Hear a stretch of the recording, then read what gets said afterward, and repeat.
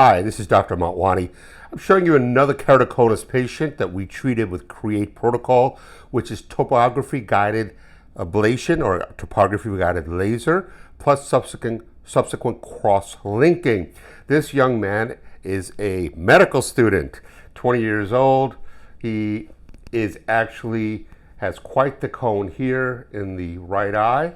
His cone in the left eye is lower, so it causes this depression right here in the center that is actually causing a problematic vision there as well. His best correction pre-op was 20/40 in this eye and 20/60 in this eye, which is interesting because the distortion is being caused by the depression over the cone as it bulges out, not directly by the cone, and that's actually limiting his vision.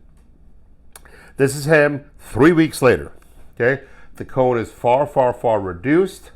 This is interesting. It's showing a central regular astigmatism that we're not really measuring as a big one. He's getting about 20/30 here. I actually anticipate that this left eye will end up showing a regular astigmatism and correct better as it continues to heal. But this eye is already at 20/20. So it went from 20/40, best corrected, to 20/20 within weeks.